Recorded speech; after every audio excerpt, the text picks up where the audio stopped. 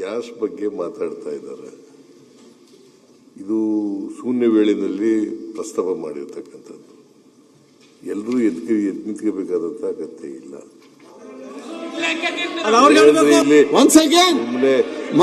ಬಿಡಿಯಪ್ಪ ಇಲ್ಲಿ ಎಲ್ಲರೂ ಬಂದು ಪ್ರಸ್ತಾಪ ಮಾಡಿರೋರು, ಅವರು ಉತ್ತರ ಕೊಡಬೇಕಾಗಿರೋರು ಫುಡ್ ಮಿನಿಸ್ಟ್ರು.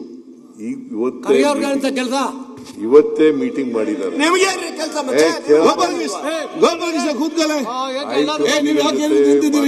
ಇವತ್ತು ಚರ್ಚೆ ಮಾಡಿದ್ದಾರೆ. ಅಲ್ಲಿ ಏನು ಆಯಿಲ್ ಕಂಪನಿಗಳವರು ಏನು ಹೇಳಿದ್ದಾರೆ ಅಂತಕ್ಕಂಥದನ್ನ ಪ್ರಸ್ತಾಪ ಮಾಡ್ತಾರೆ. ಅವರು ಅದನ್ನ ಕೇಳಕ್ಕೆ ನಿಮಗೆ ಹೌದು. ಮತ್ತೆ ಹೌದು, ಇವತ್ತು ಒನ್ಸ್ ಅಗೇನ್ ಈ ಗ್ಯಾಸ್ ಸಿಲಿಂಡರ್ಗಳನ್ನ ಕೊಡ್ತಕ್ಕಂಥವ್ರು ಯಾರ್ರೀ? ಕೇಂದ್ರ ಸರ್ಕಾರ ಅಲ್ವಾ? ಒಂದ್ಸಾಗಿ ನೀವು ಯಾಕೆ ಉತ್ತರ ಕೊಡ್ತೀರಿ ಇವ್ರೆ? ಕೇಂದ್ರ ಸರ್ಕಾರ ಮೆಟ್ರೋ ಸುಮ್ನೆ ಎಲ್ಲಕ್ಕೂ ಎಲ್ಲರೂ ನಿಂತ್ಕೊಳ್ಳೋದು ಹೇಳಕ್ಕೆ ಅವಕಾಶ ಕೊಡಿ. ರಂಗನಾಥ್ ನೋಡಿ, ಸಿಲಿಂಡರ್ ಬೆಲೆ ರಾಮನಾಥ್ ಮಾತಾಡಿದ್ದೇನು? ಕೇಂದ್ರ ಸರ್ಕಾರದಿಂದ ಕನ್ಸರ್ನ್ ಮಿನಿಸ್ಟರ್ ಎಂತ ಸಿಂಗ್ ಅವರು, ಹರ್ದೀಪ್ ಸಿಂಗ್ ಪುರಿ ಅವರು ಹೇಳಿರ್ತಕ್ಕಂಥದನ್ನ ಪ್ರಸ್ತಾಪ ಮಾಡಿದ್ರು. ಅದನ್ನ ಕೇಳಕ್ಕೆ ನಿಮ್ಗೆ ವ್ಯೈಧಾನ ಇಲ್ಲ. ಒಬ್ಬರು ಮಾತಾಡಿಯಪ್ಪ, ಯಾಕೆ ಇವೆಲ್ಲ ಪತ್ರಿಕೆಲೆಲ್ಲ ಬಂದಿದೆ. ಸದನದಲ್ಲಿ ಹೇಳಿದ್ರು. ಸರ್, ಜಗತ್ತಿಗೆ ಬಂದಂತ ಪರಿಸ್ಥಿತಿ ಕೇಂದ್ರ ಸರ್ಕಾರ ಕೇಂದ್ರ ಸರ್ಕಾರ ಗ್ಯಾಸ್ ಸಿಲಿಂಡರ್ ಸಪ್ಲೈ ಮಾಡೋರು ಯಾರ್ರಿ? ಗ್ಯಾಸ್ ಸಿಲಿಂಡರ್ ಸಪ್ಲೈ ಮಾಡೋರು ಯಾರು? ಗ್ಯಾಸ್ ಸಿಲಿಂಡರ್ ಸಪ್ಲೈ ಮಾಡೋರು ಯಾರು? ಚಂದ್ರಪ್ಪನವರೇ, ಗ್ಯಾಸ್ ಸಿಲಿಂಡರ್ ಸಪ್ಲೈ ಮಾಡೋರು ಯಾರಪ್ಪ? ಗ್ಯಾಸ್ ಸಿಲಿಂಡರ್ ಸಪ್ಲೈ ಮಾಡೋರು ಯಾರ್ರಿ? ಕೇಂದ್ರ ಸರ್ಕಾರ ಅಂದ ತಕ್ಷಣ ನಿಂತ್ಕೊಬಿಡೋದು. ಕೇಂದ್ರ ಸರ್ಕಾರ ಕೂತ್ಕೊಂಡು ಮಾತಾಡಬೇಡಿ, ಮತ್ತೆ ಯಾರೊಬ್ರು ಮಾತಾಡಿ ಹೇಳ್ತಾರೆ. ಈಗ ಈ ದೇಶದಲ್ಲಿ ಸರ್ ಒಂದೇ ನಿಮಿಷ, ಸರ್ ಒಂದು ನಿಮಿಷ ಸರ್, ಸರ್ ನಿಮ್ಮ ವಾರ್ ನಿಲ್ಲಿಸಿ, ಅಲ್ಲಿ ಮತ್ತೆ ನೋಡುವ. ಸರ್, ಮಾನ್ಯ ಸಭಾಧ್ಯಕ್ಷ, ಮಾನ್ಯ ಅಧ್ಯಕ್ಷೆ, ಯುದ್ಧದ ಸಂದರ್ಭದಲ್ಲಿ ಗ್ಯಾಸಿನ ಕ್ರೈಸಿಸ್ ನಿರ್ಮಾಣ ಆಗಿದೆ ಅನ್ನೋದನ್ನ ನಾವು ಒಪ್ಪಿಕೊಂಡಿದೀವಿ. ನಮಗೂ ಅದ್ರ ಬಗ್ಗೆ ಆತಂಕ ಇದೆ. ಇದು ಯಾವುದೋ ಒಂದು ಸಮಸ್ಯೆ ಅಲ್ಲ, ಯುದ್ಧದ ಕಾರಣಕ್ಕಾಗಿರುವಂತ ಸಮಸ್ಯೆ. ಮಾನ್ಯ ಎಲ್ಲ ದೇಶಗಳಲ್ಲಾಗಿದೆ. ಮಾನ್ಯ ಸಚಿವರು ಬಹಳ ಸರಿಯಾಗಿ ಆನ್ಸರ್ ತಗೊಂಡಿದ್ರು. ಈಗ ಮಿತವಾಗಿ ಬಳಸಬೇಕು, ದಾಸ್ತಾನು ಮಾಡಬೇಡಿ ಅಂತೇಳಿ ರೈಟ್ ವೇಲ್ ತಗೊಂಡಿದ್ರು. ನಡುವೆ ಇದನ್ನ ರಾಜಕಾರಣ ಮಾಡ್ಲಿಕ್ಕೆ ಹೊರಟಿದ್ರು. ಯುದ್ಧ ಸಂದರ್ಭ ಆದಾಗ ಪೆಟ್ರೋಲಿಯಂ ಈ ತರದಕ್ಕೆ ಕ್ರೈಸಿಸ್ ಆಗೇ ಆಗುತ್ತೆ. ಯುದ್ಧ ನಿಲ್ಲದ ಅಂತಾರಾಷ್ಟ್ರೀಯ ಮಟ್ಟದ ಸಂಬಂಧ ಈ ವ್ಯತ್ಯಾಸಗಳು. ನಾನು ಹೇಳ್ತೀನಿ, ನಾನು ಹೇಳ್ತಾರೆ ಕೊಟ್ಟಿರೋದು, ಇಷ್ಟೆಲ್ಲ ಮಾಡಿದಾಗ ಅನಗತ್ಯವಾಗಿ ಇದಕ್ಕೆ ಹಂಗಾಗಿದೆ ಹಿಂಗಾಗಿದೆ ಅಂತ ರಾಜಕಾರಣ ಮಾತಾಡೋದಾದ್ರೆ ನಾನು ಹೇಳ್ಬೇಕಾಗತ್ತೆ, ಏನೋ ಸಮಸ್ಯೆ ಇಲ್ದಲೆ ಈ ಸರ್ಕಾರಕ್ಕೆ ಸರ್ವರ್ ಸಮಸ್ಯೆ ಮಾಡ್ಲಿಕ್ಕೆ ಯೋಗ್ಯತೆ ಇಲ್ಲ. ಯಾವುದ್ರಲ್ಲಿ ಸರ್ವರ್ ಇಲ್ಲ, ನಿಮಗೆ ಯೋಗ್ಯತೆ ಇದೆಯಾ? ಕರಾವಳಿನಲ್ಲಿ ಮರಳು ಸಿಗ್ತಾ ಇಲ್ಲ, 6 ತಿಂಗಳಾಯ್ತು. ನಿಮಗೆ ಯೋಗ್ಯತೆ ಇದೆಯಾ? ಸರ್ಕಾರಿ ಔಷಧಿ ಇಲ್ಲ, ಸರ್ವರ್ ಸಮಸ್ಯೆ ಯಾವುದು ಸಮಸ್ಯೆ ಅಲ್ಲ.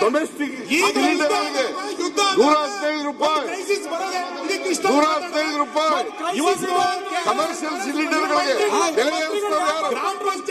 ಬೆಲೆ ಯಾರು? ನಿಮ್ಗೆ ಯೋಗ್ಯತೆ ಇಲ್ಲ, ನಿಮ್ ಸರ್ಕಾರಕ್ಕೆ ನಿಮಗೆ ಯೋಗ್ಯತೆ ಇಲ್ಲ. ಯಾವುದು ಕರೆ ಮಾಡಿದಿರಿ? ಸರ್ಕಾರಿ ನೌಕರಿಗೆ ಸಂಬಳ ಕೊಡ್ಲಿಕ್ಕೆ ಆಗ್ತಿಲ್ಲ ನಿಮಗೆ. ಯಾವುದು ಕ್ರೈಸಿಸ್? ಸರ್ಕಾರಿ ನೌಕರಿಗೆ ಸಂಬಳ ಕೊಡ್ಲಿಕ್ಕೆ ಇಲ್ಲ ನೀವು. ಅದು ಬಿಟ್ಟು ಭಾರಿ ಮಾತಾಡಿ ಸಚಿವರು ಸರಿಯಾಗಿ ಹೇಳಿದ್ದಾರೆ. ಅವ್ರು ಮೀಟಿಂಗ್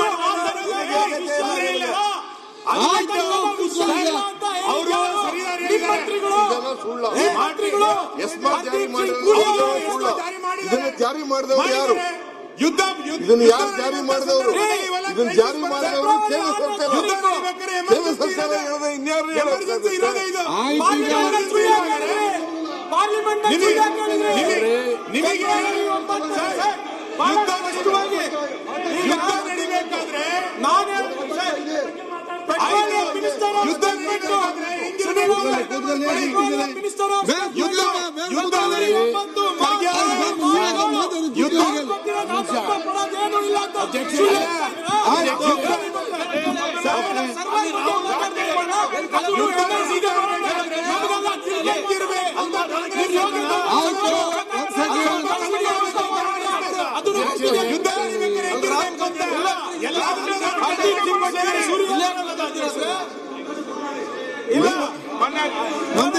ಮಂತ್ರಿಗಳೇ, ಆಹಾರ ಮಂತ್ರಿಗಳೇ, ಆಹಾರ ಮಂತ್ರಿಗಳೇ, ಸುಳ್ಳು ಅಂತ ಹೇಳ್ಬಿಟ್ಟು ಸಾಕು. ಆಹಾರ ಮಂತ್ರಿಗಳೇ,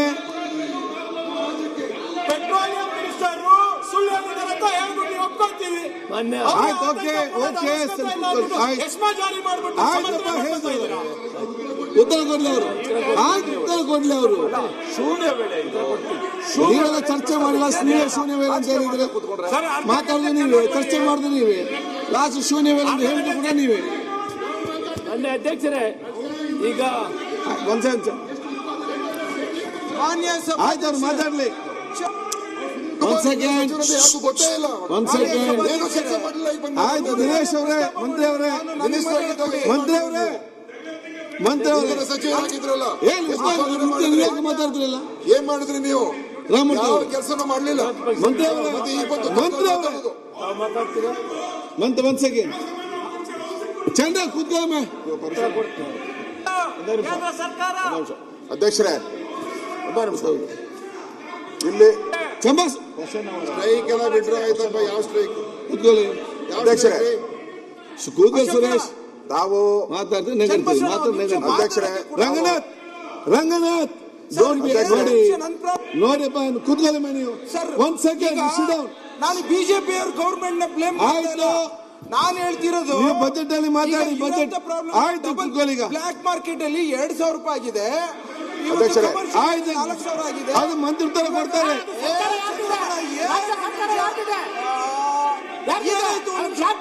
ಕೂತ್ಕೊಳ್ಳಪ್ಪ, ಕೂತ್ಕೊಳ್ಳಿ. ಆಯ್ತು ಸುರೇಶ್. ಮಾನ್ಯ ವಿರೋಧ ಪಕ್ಷ ನಾಯಕರಿಗೆ 2 ನಿಮಿಷ ಕೊಡಿ, 1 ನಿಮಿಷ ಟೈಮ್ ಪ್ರಸ್ತಾಪ ಮಾಡಿರೋದು ನಾನು. ರಂಗನಾಥ್, ಒಂದೆರಡು ನಿಮಿಷ ರಂಗನಾಥ್ ತಾವು ಮಾತಾಡಿದ್ರೆ ನಾನು ಮಾತಾಡಾದ್ಮೇಲೆ, ಅವ್ರು ಕೂಡ ಕೇಳಿ. ನಾನು ಮಾತಾಡಾದ್ಮೇಲೆ ಮಾಡು, ನಾನು ಮಾತಾಡಾದ್ಮೇಲೆ ಮಾತಾಡಿ. ಅಧ್ಯಕ್ಷರೇ, ಈಗ 0 ಅವರ್ ಅಲ್ಲಿ ತಾವು ಈ ಪ್ರಶ್ನೆಗೆ ಅವರು ಉತ್ತರ ಕೊಡಬೇಕಾಯ್ತು, ಅಷ್ಟಕ್ಕೆ ಸೀಮಿತ ಆಗ್ಬೇಕಾಯ್ತು. ಆದರೆ ಇದನ್ನ ಮುಖ್ಯಮಂತ್ರಿಗಳಿರ್ಬೋದು, ಮಂತ್ರಿಗಳಿರ್ಬೋದು, ಇದನ್ನ ಒಂಥರ ರಾಜಕೀಯ ಕಾರಣಕ್ಕೆ ಉಪಯೋಗ ಮಾಡೋದು ಸರಿ ಇಲ್ಲ. ಫಸ್ಟ್ ಆಫ್ ಆಲ್ ನಾನು ಹೇಳುವಂಥದ್ದು, ಈಗ ಯುದ್ಧ ನಡೀತಾ ಇದೆ. ಯುದ್ಧ ನಡೀತಾ ಇರೋದು ಇಡೀ ಪ್ರಪಂಚಕ್ಕೆ ಗೊತ್ತಿರುವಂಥದ್ದು. ಮಾತಾಡೋ ಅಂಥವ್ರು ಆಲ್ಟರ್ನೇಟಿವ್ ಏನು ಅಂತ ಹೇಳಬೇಕು. ಆಯ್ತು, ಈಗ ಇದು ಸಿಗ್ತಾ ಇಲ್ಲ, ಇದು ಗ್ಯಾಸ್ ಸಿಗ್ತಾ ಇಲ್ಲ, ಅದಕ್ಕೆ ಆಲ್ಟರ್ನೇಟಿವ್ ಏನು ಅಂತ ಹೇಳಬೇಕು. ಆಲ್ಟರ್ನೇಟಿವ್ ಏನು ಅಂತ ಹೇಳಿದೆ, ಸ್ವತಃ ಮುಖ್ಯಮಂತ್ರಿಗಳು ನಾನು ನೋಡಿದೆ, ಒಬ್ಬ ರಾಜ್ಯದ ಮುಖ್ಯಮಂತ್ರಿ, ಯಾವ ರಾಜ್ಯದಲ್ಲೂ ಪ್ರಾಬ್ಲಮ್ ಇಲ್ಲ, ಯಾವ ರಾಜ್ಯದಲ್ಲೂ ಪ್ರಾಬ್ಲಮ್ ಇಲ್ಲ, ಇದೇ ರಾಜ್ಯದಲ್ಲಿ. ಯಾಕಂದ್ರೆ ಸ್ವತಃ ಮುಖ್ಯಮಂತ್ರಿ ಹೇಳಿದ್ದಾರೆ ಸ್ಟ್ರೈಕ್ ಮಾಡಿ ಅಂತ, ಸ್ಟ್ರೈಕ್ ಮಾಡಿ ಅಂತ ಹೇಳ್ತಾ ಇದ್ದಾರೆ ಮುಖ್ಯಮಂತ್ರಿಗಳು. ಎಷ್ಟು ಸರಿ ಇದು? ಇದು ಕಾನೂನು ಸುವ್ಯವಸ್ಥೆ ಪಾಲನೆ ಮಾಡುವಂತ ಮುಖ್ಯಮಂತ್ರಿ ಮಾಡಿ ನೀವು ಸ್ಟ್ರೈಕ್ ಮಾಡಿ ಹೇಳುದು. ನಾವು ಹೇಳ್ಬೋದಾ? ಪೆಟ್ರೋಲ್ ಬೆಲೆ ಏರಿಕೆ ಮಾಡಿ ಮುಚ್ಚಿ ಅಂತ ನಾವೇನೇನು ಹೇಳಿದ್ರ? ಎಲ್ಲ ಹೋಟ್ಲುಗಳು ಮುಚ್ಚಿ ಅಂತ ನಾವೇನೇನು ಹೇಳಿದ್ರ? ಒಬ್ಬ ರಾಜ್ಯದ ಮುಖ್ಯಮಂತ್ರಿ ಒಂದು ರೆಸ್ಪಾನ್ಸಿಬಿಲಿಟಿ ಇರ್ಬೇಕಲ್ಲ, ಹೇಳಕ್ಕೆ ಒಂದು ರೆಸ್ಪಾನ್ಸಿಬಿಲಿಟಿ. ನಾವು ಶುರು ಮಾಡಿದ್ರೆ ಇವರು ಹೋಟ್ಲು ಬೆಲೆ ಏರಿಕೆ ಮಾಡಿದ್ದಾರೆ, ಹೋಟ್ಲು ಬೆಲೆ ಏರಿಕೆ ಮಾಡಿದಾಗೆಲ್ಲ ನಾವು ಹೇಳ್ಬಿಟ್ರೆ ಸ್ಟ್ರೈಕ್ ಮಾಡಿ ಅಂತ ನಾವು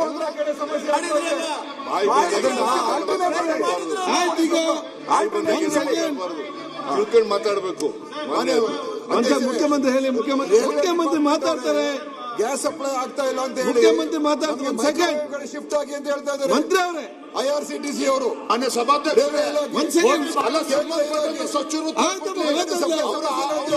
ಇಲಾಖೆ ಬಗ್ಗೆ ಮಾತಾಡಿದ್ರು, ಐಟಿ ಬಿಟ್ಟು ಬಗ್ಗೆ ಆಯ್ತು, ಅದ್ಬಿಟ್ಟು ಪುಕ್ಷಟ ಎಲ್ಲದಕ್ಕೂ ಮಾತಾಡ್ಕೊಂಡು ಹೋಟೆಲ್ ಬಾಗಿಲು ಹಾಕಿ ಆಯ್ತು, ಮುಖ್ಯಮಂತ್ರಿ ಅಂತ ಮಾತಾಡ್ಬೇಕು.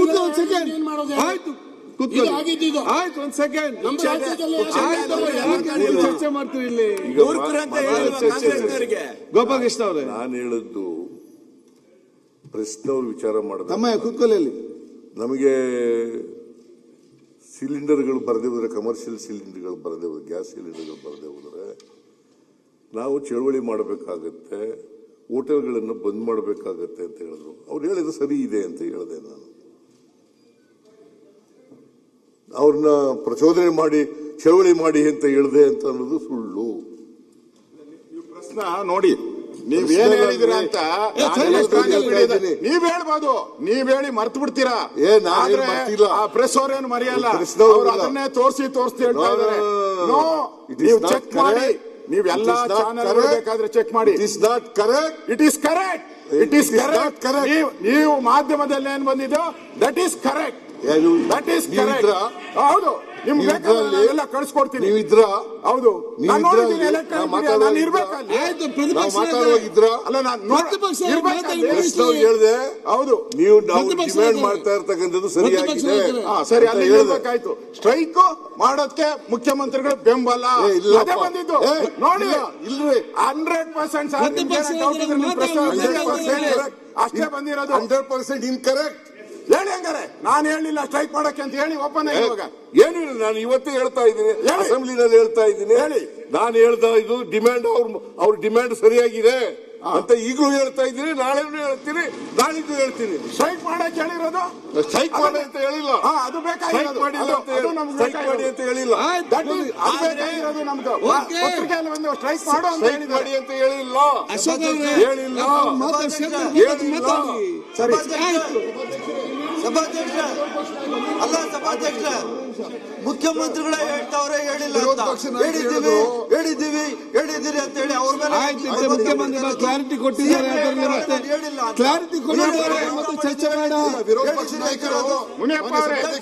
ಮಿನಿಸ್ಟರ್ ಉತ್ತರ ಕೊಡಲಿ. ವಿರೋಧ ಪಕ್ಷ ನಾಯಕರು ಹೇಳಿದ್ರು ಬರೀ ಕರ್ನಾಟಕ ರಾಜ್ಯದಲ್ಲಿ ಮಾತ್ರ ಈ ಸಮಸ್ಯೆ ಉದ್ಭವ ಆಗ್ತಾ ಇದೆ ಅಂತ ಹೇಳಿದ್ರು. ದಿನೇಶ್ ಗುಂಡೂರಾವ್ ಅವ್ರ ಇಲಾಖೆ ಬಗ್ಗೆ ಮಾತಾಡ್ರಿ. ಮಾತಾಡ್ಲಿ.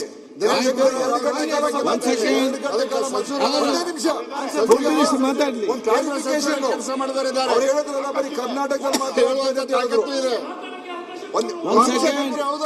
ಅವ್ರು ಹೇಳಿದ್ರು ಬರೀ ಕರ್ನಾಟಕದಲ್ಲಿ. ಮಿನಿಸ್ಟರ್ ಮಾತಾಡ್ಲಿ ಇವ್ರೆ, ಕ್ಲಾರಿಫೈ ಮಾಡಿ. ಯಾರು ಕೇಳೋ ಪರಿಸ್ಥಿತಿ ಇಲ್ಲ. ಯಾವ ಕ್ಲಾರಿಫಿಕೇಶನ್ ಕೂಡ ಇಡೀ ಯಾರಿಗೂ ಬೇಡ ಸಮಸ್ಯೆ. ಇಂಡಿಯನ್ ಹೋಟೆಲ್ಸ್ ಅಸೋಸಿಯೇಷನ್ ಅವರು ಹೇಳಿದರೆ 20% ಹೋಟೆಲ್ಗಳು ಮುಚ್ಚಿದ್ದಾರೆ ಅಂತ ನಿನ್ನೆ ಹೇಳಿಕೆ ಕೊಟ್ಟಿದ್ದಾರೆ. ಯುಪಿಯಲ್ಲಿ ಗ್ಯಾಸ್ ಖರೀದಿ ಸಮಸ್ಯೆ ಬಗ್ಗೆ ಮಾತಾಡಿ. ಇಡೀ ದೇಶ ಏನ್ ಕಾರಣ ಅದು ಬೇರೆ ವಿಷಯ. ಆಯ್ತು, ಅವ್ರು ಉತ್ತರ ಎಸ್ಮಾ ಯಾಕೆ ಜಾರಿ ಅವ್ರು ಕೇಳ್ತಾರೆ. ಪ್ರಿಯಾಂಕ್, ಕ್ರೈಸಿಸ್ ಇಲ್ಲ ಅಲ್ಲ, ದೇಶದಲ್ಲಿ ಕ್ರೈಸಿಸ್ ಇಲ್ಲ. ಎಸೆನ್ಷಿಯಲ್ ಸರ್ವಿಸ್ ಮೇಂಟೆನೆನ್ಸ್ ಆಕ್ಟ್ ಕೇಂದ್ರ ಸರ್ಕಾರ ಯಾಕೆ ಜಾರಿ ಮಾಡಿದೆ? ಅದನ್ನು ಕೇಳಿದ್ರೆ ಎಷ್ಟು ಕೇಳಿದ್ರೆ ಆಯ್ತು, ಉತ್ತರ ಕೊಡಿ. ಉತ್ತರ ಕೊಡಿ.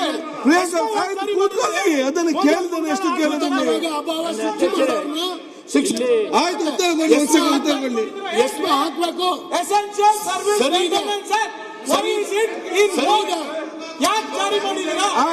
ಬಿಕಾಸ್ ಈ ಕ್ರೈಸಿಸ್ ಇವ್ರು ಆಯ್ತು, ಕೂತ್ಕೊಳ್ಳಿ. ಮುನಿಯಪ್ಪ ಅವ್ರ ಬಗ್ಗೆ ಅನುಕಂಪ ಬರ್ತಾ ಇದೆ. ಮಾತಾಡಿ. ಅವ್ರು ಮಾತಾಡಕ್ಕೆ ಅವಕಾಶ ಕೊಡದೆ ಶೂನ್ಯ ವೇಳೆ ಇದು.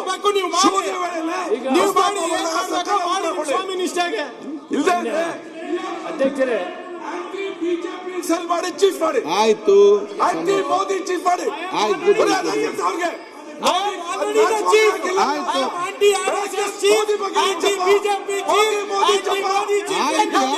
ನೀವು ಚರ್ಚೆ ಮಾಡ್ತೀವಿ.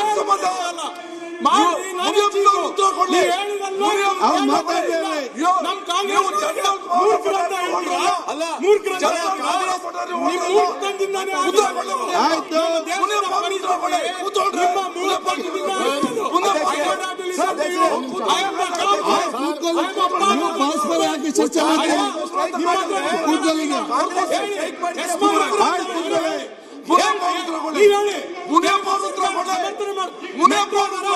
ಮೆಟ್ರೋ ಉತ್ತರ ಕೊಡ್ಬೇಕಷ್ಟೇ. ಆಯ್ತು ಆಯ್ತು finish. ಯಾಕೆ ಹೆಲ್ತ್ ಆಯ್ತು ಒಂದ್ ಸೆಕೆಂಡ್ ಉತ್ತರ ಕೊಡ್ಲಿ. ಒಂದ್ ಸೆಕೆಂಡ್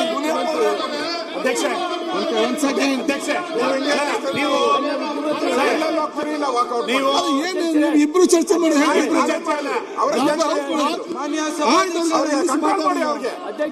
ಇಲ್ಲ ಅಂದ್ರೆ ಹೇಳಿ, ನಾವು ಧರಣಿ ಮಾಡ್ಬೇಕಾ ಇಲ್ಲ ವಾಕೌಟ್ ಮಾಡ್ಬೇಕಾ? ಅಧಿವೇಶನ ನಡೆಸಬೇಕು ಅಧಿವೇಶನ ಸರ್ ನಡೆಸಬೇಕಾ ನೀವು? ಒಂದ್ ಸೆಕೆಂಡ್ ವಿರೋಧ ಪಕ್ಷ ನಾಯಕರು ಉತ್ತರ ಕೊಡ್ತಾರೆ. ಸಭಾಧ್ಯಕ್ಷರೇ, ಮಾನ್ಯ ಅಧ್ಯಕ್ಷರೇ, ಆಯ್ತು ಒಂದ್ ಸೆಕೆಂಡ್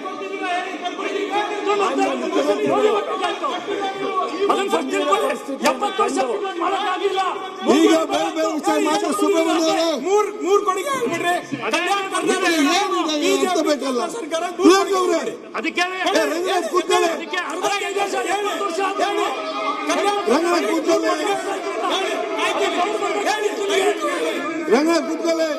ರಂಗನಾಥ್ ಒಂದ್ ಸೆಕೆಂಡ್ ನೋಡಿ, ಕೂತ್ಕೊಳ್ಳಪ್ಪ ಇಬ್ರು ಸುಮ್ಮನೆ ಒಂದ್ ಸೆಕೆಂಡ್ ಮಾನ್ಯ ಮುಖ್ಯಮಂತ್ರಿಗಳು ನಿನ್ನೆ ಮಾನ್ಯ ಸಭಾಧ್ಯಕ್ಷರೇ, ಪರಿಸ್ಥಿತಿ ನಂದಿನ್ನೂ ಪ್ರಶ್ನೆ ತಕ್ಷಣ ಆಯಿಲ್ ಕಂಪನಿಗಳಿಗೆ ಪತ್ರವನ್ನು ಬರೆದು ಈ ಪರಿಸ್ಥಿತಿಯನ್ನ ಯಾವ ರೀತಿ ಅಡ್ರೆಸ್ ಮಾನ್ಯ ಮಾಡ್ತಾರೆ ಸಭಾಧ್ಯಕ್ಷರೇ, ಮಂತ್ರಿ ಮಾತಾಡ್ತಿದ್ದಾರೆ ನಿಮ್ಗೆ ಪ್ರಶ್ನೆ ಗೊತ್ತಿಲ್ಲ. You don't ask the question, you sit down. ನನ್ನನ್ನು ಮಾತಾಡ್ತೀರಾ ಕೂತ್ಕೊಳ್ಳಿ ಮೇಲೆ ತಕ್ಷಣ ಮಾತಾಡಿ. ಆಯಿಲ್ ಕಂಪನೀಸ್ ಅನ್ನು ಕರೆದು ಮಾಡಿ ABC ಗೊತ್ತಿಲ್ಲ ಮಾತಾಡ್ತೀರಿ. ಅಡ್ರೆಸ್ ಮಾಡೋದು ಹೇಗೆ ಮಾಡ್ತಾರೆ ಅಂತ ಹೇಳ್ಬಿಟ್ಟು ಮೀಟಿಂಗ್ ಮಾಡಿ ಅಂತ ಹೇಳಿದ್ರು. ಮುಖ್ಯಮಂತ್ರಿಗಳ ಆದೇಶದ ಮೇಲೆ ಇದೆ, ಮೈಕ್ ಇದೆ. ನಾನು ತಕ್ಷಣ ಬೆಳಗ್ಗೆ 10 ಗಂಟೆಗೆ ಮೀಟಿಂಗ್ ಕರೆದು ನಮ್ಮ ಸೆಕ್ರೆಟರಿ ಕಮಿಷನರ್ ಜೊತೆಯಲ್ಲಿ ಡೀಟೈಲ್ ಆಗಿ ಡಿಸ್ಕಸ್ ಮಾಡಿದೆ. ಅವರು ಪರಿಸ್ಥಿತಿಯನ್ನ ಎಕ್ಸ್ಪ್ಲೈನ್ ಮಾಡಿದ್ರು. ಏನ್ ಮಾಡ್ಲಿಕ್ಕೆ ಸಾಧ್ಯ, 9 ರಿಂದ 10 ದಿನ ಇವತ್ತುವರೆಗೂ ಏನು ಪ್ರಾಬ್ಲಮ್ ಆಗೋದಿಲ್ಲ. ನಾವು ಸಪ್ಲೈ ಮಾಡ್ತೀವಿ. ಆದರೆ ಇವತ್ತಿನ ಪರಿಸ್ಥಿತಿಯಲ್ಲಿ ನಾವು 20ರಿಂದ 30% ನಮ್ಮ ಸ್ವಂತ ಉತ್ಪಾದನೆ ಇದೆ. 70% ಹೊರ ದೇಶಗಳಿಂದ ಬರ್ತಾ ಇದೆ. ಇಸ್ರೇಲ್ ಮತ್ತು ಇರಾನ್ ಯುದ್ಧ ನಡೀತಾ ಇರೋದ್ರಿಂದ ಸುಮಾರು 10 ವೆಸಲ್ಸ್ ಅಂದ್ರೆ ಹಡಗುಗಳು ಆಯಿಲ್ ಅನ್ನು ತುಂಬಿಕೊಂಡಿರೋನ ಅಲ್ಲಿ ರದ್ದು ಮಾಡಿದ್ದಾರೆ, ಬಿಡ್ತಾ ಇಲ್ಲ. ಆ ಕಾರಣದಿಂದ ಈ ಆಯಿಲ್ ಅಲ್ಲಿ ಬರದೇ ಇದ್ರೂ ಕೂಡ ನಾವು ಕನಿಷ್ಠ ಒಂದು ಕುಟುಂಬಕ್ಕೆ 1 ಸಿಲಿಂಡರ್ನ 25ರಿಂದ 30 ದಿನ ಒಳಗಡೆ ಕೊಡ್ತೀವಿ. ಕಾನೂನಲ್ಲಿ ಏನಿದೆ ಅಂದರೆ ಒಂದು ಸಿಲಿಂಡರು 14 kg ಇರ್ತದೆ. ಅದು 4ರಿಂದ 5 ಜನ ಇರುವಂಥ ಕುಟುಂಬಕ್ಕೆ 1 ತಿಂಗಳು 15 ದಿನ ಉಪಯೋಗಿಸಬಹುದಂತೆ. ಅದಾದರೂ ಕೂಡ 1 ಸಿಲಿಂಡರನ್ನು ಪ್ರತಿ ಕುಟುಂಬಕ್ಕೂ ಕೊಡ್ತೇವೆ ಅನ್ನೋದನ್ನು ಒಂದು ತೀರ್ಮಾನ ಆಗಿದೆ. ಬೆಳಗ್ಗೆ ಅದು ಮುಖ್ಯಮಂತ್ರಿಗಳು ತಿಳಿಸೋಣ ಅಂತ ಬರೋ ಒಳಗಡೆ ಇದು ಶೂನ್ಯ ವೇಳೆಯಲ್ಲಿ ಡಾಕ್ಟರ್ ರಂಗನಾಥ್ ಅವರು ಇದು ಶುರು ಮಾಡಿದ್ರು. ಸದನಕ್ಕೆ ಕೂಡ ತಿಳಿಸ್ತೀನಿ. ನಾನು ಇಷ್ಟೇ ಹೇಳ್ತೀನಿ, ಇಂಥ ಒಂದು ಗಂಭೀರವಂಥ ಪರಿಸ್ಥಿತಿಯಲ್ಲಿ ರಾಷ್ಟ್ರದ ಹೇಳ್ರಿ ಹೋಟೆಲ್ ಬಗ್ಗೆ ಹೇಳ್ತೀನಪ್ಪ Gopal what are you doing ಹೇಳ್ತೀನಿ. ಹಾಸ್ಟೆಲ್ ಹೋಟೆಲ್ ಬಗ್ಗೆ ಕೇಳಿದ್ದೇವೆ ಸರ್. ಅವ್ರು ಉತ್ತರ ಕೊಡ್ತಾರೆ, ಉತ್ತರ ಕಾರಣ ವಹಿಸಿ ಅವ್ರು ಉತ್ತರ ಕೊಡದಂತ ಹೇಳಿ. ಹಾಸ್ಟೆಲ್ ಬಗ್ಗೆ ಸಭಾಧ್ಯಕ್ಷ ನಿಮ್ಗೆ ಔಷಧ ಕಂಟ್ರೋಲ್ ಇಲ್ವಲ್ಲ? ನಿಮ್ಗೆ ಕಂಟ್ರೋಲ್ ಆಯ್ತು, ನೀವು ಕೂತ್ಕೊಳ್ಳಿ. ನಿಮ್ಗೇನಾಯ್ತು ಈಗ? What is happen to you? ನಿಮ್ಗೇನು ಪ್ರಾಬ್ಲಮ್? ಅಲ್ಲ, ನೀವು ಕಂಟ್ರೋಲ್ ಇದ್ರೆ ಹೌಸ್ ಕಂಟ್ರೋಲ್. ಡೊಮೆಸ್ಟಿಕ್ ಬಡ ಮಕ್ಕಳು ಹಾಸ್ಟೆಲ್ ಬಗ್ಗೆ ಹೇಳ್ಬೇಕಾಗಂತೆ. ಕೂತ್ಕೊಳ್ಳಿ,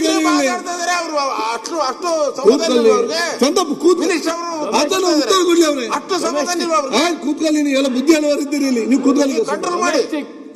ಯಾರು ಆತಂಕ ಪಡಬೇಕಾಗಿಲ್ಲ. 1 ಕುಟುಂಬಕ್ಕೆ 1 ತಿಂಗಳಿಗೆ 1 ಸಿಲಿಂಡರ್ ಕೊಡೋದು ತೀರ್ಮಾನ ಆಗಿದೆ. 1. ಎರಡನೇದು, ಯಾರು ಕೂಡ ಹೆಚ್ಚು ಸಿಲಿಂಡರ್ನ ವಿನಾಕಾರಣವಾಗಿ ಇವತ್ತು ಡಿಮಾಂಡ್ ಇದೆ ಅಂತ ಹೇಳ್ಬಿಟ್ಟು ಯಾರು ರಿಜಿಸ್ಟರ್ ಮಾಡೋದಕ್ಕೆ ಅನುಮತಿ ಕೊಡೋದಿಲ್ಲ ಮತ್ತು ಬ್ಲ್ಯಾಕ್ ಮಾರ್ಕೆಟ್ ಕೊಡೋಕ್ಕೂ ಅವಕಾಶ ಕೊಡಲ್ಲ. ಎಸೆನ್ಷಿಯಲ್ ಕಮಾಡಿಟಿ ಆಕ್ಟ್ ಇದೆ, ಕಾನೂನು ತಗೊಂತೀವಿ, ಕಾನೂನು ಪ್ರಕಾರ ಕ್ರಮ ಜರುಗಿಸ್ತೀವಿ.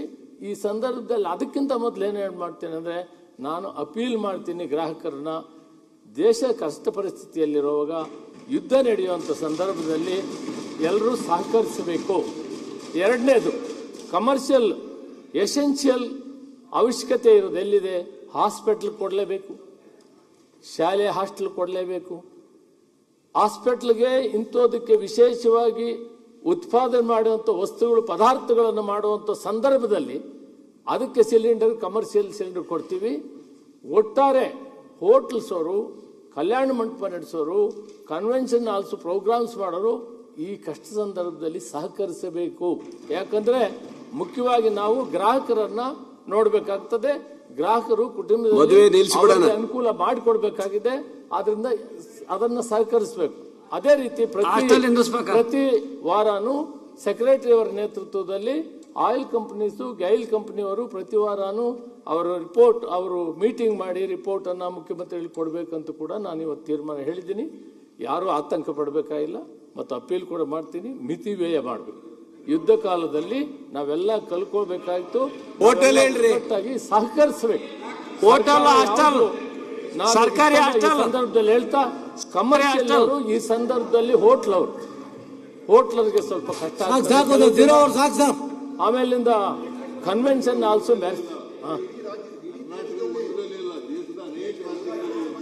ಹೌದು, ಇದು ದೇಶದಲ್ಲಿ ಎಲ್ಲ ಆಗಿದೆ. ಆದ್ರೆ ಅಡ್ರೆಸ್ ಮಾಡೋದಕ್ಕೆ ನಾವೇನಿಲ್ಲ ಅಂತ ಹೇಳಲ್ಲ. ಭಾರತ ದೇಶದಲ್ಲಿ 25ರಿಂದ 30% ನಾವು ಉತ್ಪಾದನೆ ಇದೆ. ನಾನು ಕೇಂದ್ರದಲ್ಲಿ ಸರ್ಕಾರದಲ್ಲಿ ಕೆಲಸ ಮಾಡಿದ್ದೇನೆ. ಉತ್ಪಾದನೆ ಇದೆ. ಆ ಉತ್ಪಾದನೆಯಿಂದ ಇವತ್ತು ಯುದ್ಧ ನಡೆದು ಅವ್ರು ಕೊಡಕ್ಕಾಗದಿದ್ರು ಕೂಡ ನಾವು ಒಂದು ಸಿಲಿಂಡರು ಒಂದು ಕುಟುಂಬಕ್ಕೆ ಕೊಡ್ತೀವಿ. ಅದಕ್ಕೇನು ತೊಂದರೆ ಇಲ್ಲ. ಮಿಕ್ಕಿದ್ದಕ್ಕೆ ಸಹಕರಿಸಬೇಕು ಅಂತ ನಾನು ಮನವಿ ಮಾಡ್ತೀನಿ. ಶಾರದಪುರ ನಾಯಕ್. ಮಾನ್ಯ ಅಧ್ಯಕ್ಷರೇ, ನನ್ನ ಕ್ಷೇತ್ರ ಮತ್ತು ಯಾಕೆ ಚರ್ಚೆ ಮಾಡ್ತೀವಿ? ನನ್ನ ಕ್ಷೇತ್ರ ವ್ಯಾಪ್ತಿಗೆ ಬರ್ತಕ್ಕಂಥ ಸುಳೆಬೆಲ್ ವಾರ್ಡು ಶಿವಮೊಗ್ಗ ಸಿಟಿಯಲ್ಲಿ 35ನೇ ವಾರ್ಡಿಗೆ ಸಂಜೆ ಕಳೆದ 15-16 ದಿವಸದ ಹಿಂದೆ ಒಂದು ಅಹಿತಕರವಾದ ಒಂದು ಘಟನೆ ಶಾಲೆಯ ಒಂದು ಆವರಣದಲ್ಲಿ ನಡೆದಿರ್ತಕ್ಕಂಥದ್ದು ತಮಗೆ ಹೇಳಕ್ ಬಯಸ್ತಾ ಇದ್ದೀನಿ. ರಾತ್ರಿ 9 ಗಂಟೆಗೆ ಸಹಜವಾಗಿ ಮಕ್ಕಳ ಒಂದು ಎಜುಕೇಷನ್ ಉದ್ದೇಶಕ್ಕೆ ಎಲ್ಲ ಗೌರ್ಮೆಂಟ್ ಶಾಲೆಗಳಲ್ಲಿ ಸ್ಪೆಷಲ್ ಕ್ಲಾಸ್ಗಳನ್ನು ನಡೆಸ್ತಾ ಇದ್ದಾರೆ. ಆ ಸ್ಪೆಷಲ್ ಕ್ಲಾಸಲ್ಲಿ ನಡೆದ ತಕ್ಷಣನೇ ಆ ಹುಡುಗನ್ನ ಹೊರಗಡೆ ಕರೆದು 2 ಹುಡುಗರನ್ನು ಒಂದು 3-4 ಜನ ಸೇರ್ಕೊಂಡು ಹೊಡೆದ ತಕ್ಷಣ ಒಬ್ಬ ಹುಡುಗ ಓಡ್ ಬಂದು ಆ ಮುಖ್ಯ ಶಿಕ್ಷಕರಿಗೆ, ಅವರಿನ್ನೂ ಚೇರಲ್ಲೇ ಕೂತಿರ್ತಾರೆ, ಮುಖ್ಯ ಶಿಕ್ಷಕರು ಹೊರಗಡೆ ಬಂದಿರೋದಿಲ್ಲ. ನಾನು ಹೇಳ್ತಕ್ಕಂಥದ್ದೇನು, ಶಾಲೆ ಬಿಟ್ಟ ತಕ್ಷಣ ಅಟ್ಲೀಸ್ಟ್ 9 ಗಂಟೆ ರಾತ್ರಿ ಗಂಡು ಮಕ್ಕಳು ಹೆಣ್ಮಕ್ಳು ಎಲ್ಲರೂ ಇರ್ತಾರೆ ಕೋ ಎಜುಕೇಶನ್ಸ್ಗಳಿದ್ದಾಗ. ಅವರು ಕಾಂಪೌಂಡಿಂದ ಹೊರಗಡೆ ಹೋಗೋವರೆಗೂ ಶಿಕ್ಷಕರ ಜವಾಬ್ದಾರಿ ಇರುತ್ತೆ ಅಧ್ಯಕ್ಷರೇ. ಆ ಸಂದರ್ಭದಲ್ಲಿ ಆ ಮಗು ಬಿದ್ದ ತಕ್ಷಣ ಇನ್ನೊಬ್ಬ ಓಡ್ ಬಂದ್ರೆ ಆ ಮಗು ತೆಗೆದುಕೊಂಡು ಆಸ್ಪತ್ರೆಗೆ ತೆಗೆದುಕೊಂಡು ಹೋದ್ರೆ ಆ ಮಗು ದಾರಿಯಲ್ಲಿ ಹಸುನೀಗ್ತಾನೆ. ಸಂಕೇತನ ಹುಡುಗನ ಕಳ್ಕೊಂಡು ಇವತ್ತು ಆ ಕುಟುಂಬ ಅನಾಥರ ಆಗಿದೆ ಅಧ್ಯಕ್ಷರೇ. ಈ ಘಟನೆಗೆ ಕಾರಣ ಆ ಭಾಗದಲ್ಲಿ ಅಂತ ಅಲ್ಲ, ಇಡೀ ನಮ್ಮ ಬಹುಶಃ ಎಲ್ಲ ಕಡೆಗೂ ಇವತ್ತು ಗಾಂಜಾ ಇರ್ಬೋದು, ಡ್ರಗ್ಸ್ ಇರ್ಬೋದು, ಎಲ್ಲಿ ಬೇಕೋ ಅಲ್ಲೂ ಸಿಗ್ತಕ್ಕಂಥ ಪರಿಸ್ಥಿತಿ ನಾವು ನೋಡ್ತಾ ಇದ್ದೀವಿ. ಇದಕ್ಕೆ ಕಾರಣ ಏನು? ಇದನ್ನ ಮೂಲವನ್ನು ಕಂಡು ಹಿಡಿದು ಅದನ್ನ ಯಾಕೆ ಇನ್ನೂ ಕಂಟ್ರೋಲ್ ಮಾಡಕ್ ಆಗ್ತಾ ಇಲ್ಲ? ಒಬ್ಬ ಶಾಲೆ ಓದ್ತಕ್ಕಂಥ ಮಗುನ ಅಲ್ಲ, ಅದು ಈ ರೀತಿ ಗಮನ ಪ್ರತಿ ಸರಿ ಸಭೆಯಲ್ಲಿ ನಡೀತಾ ಇದೆ. ಇದು ಯಾಕೆ ಚಿಂತನೆ ಮಾಡ್ತಾ ಇಲ್ಲ ಎಲ್ರು ಅನ್ನೋದನ್ನ ಯೋಚನೆ ಆಗಿದೆ ಅಧ್ಯಕ್ಷರೇ. ದಯವಿಟ್ಟು ಶಾಲೆಯಲ್ಲಿ ಮುಖ್ಯ ಶಿಕ್ಷಕರಿಗೂ ಸಹ ಹೇಳೋದ್ರ ಜೊತೆಗೆ ದಯವಿಟ್ಟು ನಮ್ಮ ಇಲಾಖೆ, ಪೊಲೀಸ್ ಇಲಾಖೆ ಈ ವಿಚಾರದಲ್ಲಿ ತುಂಬಾ ಗಂಭೀರವಾಗಿ ತೆಗೆದುಕೊಳ್ಬೇಕು, ಗಣನೆಗೆ ತಗೋಬೇಕು. ಈ ರೀತಿ ಮುಂದೆ ಬರ್ತಕ್ಕಂಥ ಯುವಕರು ಇನ್ನು ಮಕ್ಕಳು ಅಂತ ಸ್ಥಿತಿಯಲ್ಲಿ ತಪ್ಪು ಹಾದಿ ಹಿಡಿದ್ರೆ ಹೇಗೆ ಅಧ್ಯಕ್ಷರೇ? ಅಲ್ಲ, ನಮ್ಗೆ ಹೇಳ್ಬೇಕಲ್ಲ ಅಧ್ಯಕ್ಷ, ಪೊಲೀಸ್ ನಮ್ಮ ಇಲಾಖೆ. ಸರ್ ಅಧ್ಯಕ್ಷರೇ, ನಾನು ಹೇಳಿ ಒಂದು ನಿಮಿಷ. ಮಾನ್ಯ ನಮ್ಮ ಶಿವಮೊಗ್ಗ ಗ್ರಾಮಾಂತರ ಶಾಸಕಿಯವರು ಹೇಳಿರ್ತಕ್ಕಂಥದ್ದು ನನ್ನ ಮತ್ತು ಅವರ ಬಾರ್ಡರ್ನಲ್ಲಿ ಬರುವಂತ ಒಂದು ಸಣ್ಣ ಊರು ಹೇಳಿದ್ದಾರೆ. ಆದ್ರಿಂದ ಶಿವಮೊಗ್ಗದಲ್ಲಿ ವಿಚಿತ್ರವಾಗಿರ್ತಕ್ಕಂಥ ರೀತಿಯಲ್ಲಿ ಡ್ರಗ್ಸ್ ನಡೀತಾ ಇದೆ. ಸಾಮಾನ್ಯ 16-17 ವರ್ಷದ ಮಕ್ಕಳು ಒಬ್ಬ ವಿದ್ಯಾರ್ಥಿಯನ್ನು ಹೊಡೆದು ಸಾಯಿಸ್ತಾರೆ. ಹೊಡೆದು ಅಮಾನುಷವಾದಂಥ ಒಂದು ಕೃತ್ಯ ಇದೆ. ಹಾಗಾಗಿ ಅಲ್ಲಿ ಪೊಲೀಸ್ ವ್ಯವಸ್ಥೆ ಅದು ಇದೆಯೋ ಇಲ್ಲೋ ಅನ್ನುವಂಥ ಒಂದು ಪರಿಸ್ಥಿತಿ ಶಿವಮೊಗ್ಗದ ನಗರದಲ್ಲಿ ನಿರ್ಮಾಣ ಆಗಿದೆ. ಆದ್ರಿಂದ ಸರ್ಕಾರ ದಯವಿಟ್ಟು ಈ ಕಡೆ ಗಮನ ಹರಿಸಬೇಕು. ಸರಿಯಾದಂತ ರೀತಿಯಲ್ಲಿ ಅವರಿಗೆ ಶಿಕ್ಷೆ ಆಗಬೇಕು. ಯಾಕಂದ್ರೆ ಮಕ್ಕಳು ಬಿಲೋ ಏಜ್ನವರು ಬಿಟ್ಬಿಡ್ಬೋದು, ನಾಳೆ ಅವರಿಗೆ ಇದು ಸಿಕ್ಬಹುದು ಜಾಮೀನು. ಅದು ಸಿಗದಕ್ಕೆ ಬಿಡದಿದ್ದ ಹಾಗೆ ಏನ್ ಮಾಡಬೇಕು ಅಂತ ಹೇಳಿ ದಯವಿಟ್ಟು ಇದನ್ನ ಹೇಳ್ಬೇಕು. ಅಮಾನುಷ ಮೊನ್ನೆ ಹೆಚ್ಚಿನ ವಿಡಿಯೋಗಳಿಗೆ ಪ್ರತಿಧ್ವನಿ ಯೂಟ್ಯೂಬ್ ಚಾನೆಲ್ ಸಬ್ಸ್ಕ್ರೈಬ್ ಮಾಡಿ, ಬೆಲ್ ಐಕಾನ್ ಕ್ಲಿಕ್ ಮಾಡಿ.